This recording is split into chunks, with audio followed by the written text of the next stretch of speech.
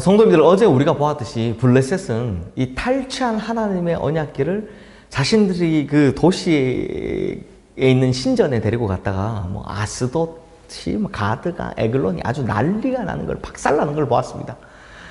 그리고 어떻게 했느냐? 오늘 본문 1절 말씀을 보겠습니다. 여호와의 궤가 블레셋 사람들의 지방에 있은 지 7달이라. 그런데 이 번역이요, 사실상 오역까지는 아니더라도 정확한 번역은 아닙니다. 정확하게 번역을 하면 여호와의 궤가 빈들에 버려진 지 7달이다 라고 해야 맞습니다.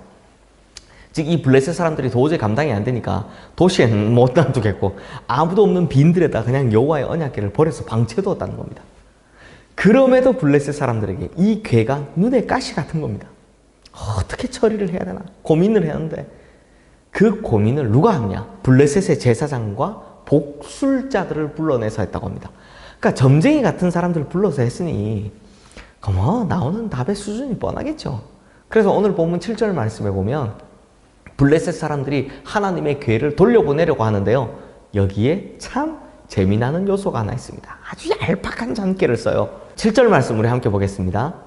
그러므로 새 수레를 하나 만들고 멍에를 메어 보지 아니한 젖나는 소 2마리를 끌어다가 소의 수레를 메우고 그 송아지들은 떼어 집으로 돌려보내고. 성도님들, 블레셋 사람들이 하나님의 궤를 실은 수레를 끌게 하는 소가 숫소라고 합니까? 암소라고 합니까? 젖나는 소라고 했으니 당연히 암소입니다. 또 젖이 난다고 했으니 당연히 새끼를 낳은 지 얼마 되지 않은 소라는 거죠. 거기다 이 암소 새끼는 떼어서 집으로 돌려보냈다고 합니다.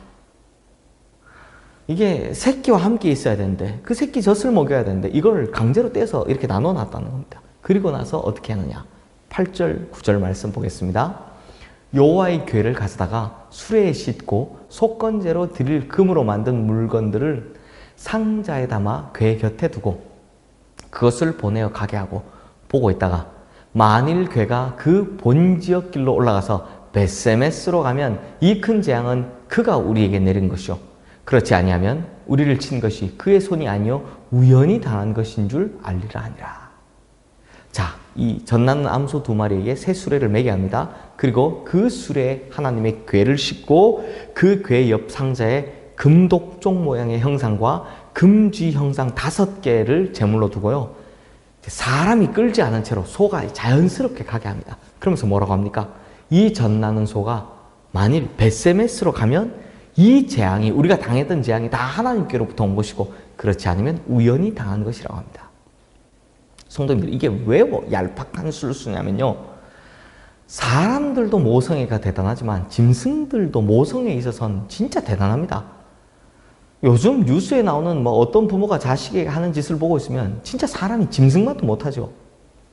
그렇다면 성도님들, 모성애가 강한 이 젖나는, 특히 이 새끼 낳았을 때 모성애가 얼마나 강합니까? 이 모성애가 강한 이 젖나는 어미소가 자기가 가고 싶은 방향은 어디겠습니까? 벳세메스이겠습니까? 아니면 자기 새끼가 지금 가 있는 자기 집 쪽이겠습니까? 당연히 새끼가 있는 집으로 가는 게 맞죠. 그러니 블레셋 사람들이 요걸 노리고 있는 겁니다. 아주 얄팍하죠. 젖나는 어미소니까 당연히 자기 새끼 있는 집 쪽으로 방향을 틀 것이다. 절대로 벳세메스로 가지 않을 것이다. 요걸 노린 겁니다. 그런데 결과가 어떻게 됐습니까?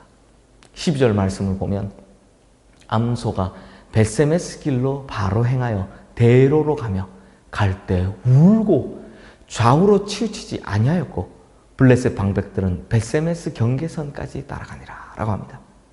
이 암소가요, 새끼에게 가지 못하는 것에 대해서 슬퍼 울면서도 결국엔 좌로나 우로나 치우치지 않고 하나님의 인도하심을 따라 벳세메스로 가고 있더라라는 것입니다. 사랑하는 성도님들, 오늘 이 본문을 기록한 성경의 기자가 우리에게 뭘 이야기하고 싶은 겁니까? 에라이, 이 소만도 못한 인간들아 라는 겁니다. 진짜 이런 것을 보면요, 인간이 짐승보다 훨씬 못할 때가 있습니다. 짐승도요, 하나님의 주권 아래 붙들리면 천륜을 뛰어넘어서 울면서라도 하나님의 인도하심을 따라 걸어갑니다. 그런데 인간은 잔꾀만 부립니다. 어떻게든 자신의 뜻을 하나님 뜻처럼 보이게 하려고 잔꾀만 쓸 뿐이다라는 겁니다. 바로 이런 한심한 인간을 고발하는 게 오늘 본문인 겁니다. 다 딱 보면 짐승만도 못한 인간과 잔깨만 쓰고 있는 인간이 딱 보이잖아요. 그러므로 성도님들, 우리 정말 소만도 못한 인간이 되지 맙시다. 잔깨를 써가면서 내 뜻을 하나님의 뜻으로 만들려고 하지 마시고요. 하나님께서 인도하시는 길에서 울면서라도 묵묵히 걸어갈 수 있는 진짜 신앙인 되시기를 주님의 이름으로 축원합니다. 그렇게 하나님의 길을 묵묵히 걸어가다 보면 언젠가 우리의 눈물을 닦아주시고 신원하실 뿐만 아니라 우리가 월요일 날 보았죠. 모든 것을 갚아주시는 하나님께서 우리에게 계획된 하나님의 놀라운 축복과 은혜와 섭리로 갚아주실 줄을 믿습니다. 기도하겠습니다. 하나님 아버지, 정말 우리가 얄팍한 신앙생활 하지 않게 하여 주시옵소서. 내 뜻을 이루기 위해 하나님을 이용하는 그런 얄팍한 신앙인들 되지 않게 하여 주시옵소서. 진짜 짐승만도 못한 신앙인 되지 않게 하여 주시옵소서. 하나님께 붙들려 하나님께서 인도하시는 길을 울면서라도 갈 수 있는 진짜 신앙인 되게 하여 주시옵소서. 그러면 반드시 갚으시는 하나님께서 우리에게 갚아주심을 믿고 그 길을 끝까지 완주하는 진짜 신앙인 다 되게 하여 주시옵소서. 예수 그리스도의 이름으로 기도드리옵나이다.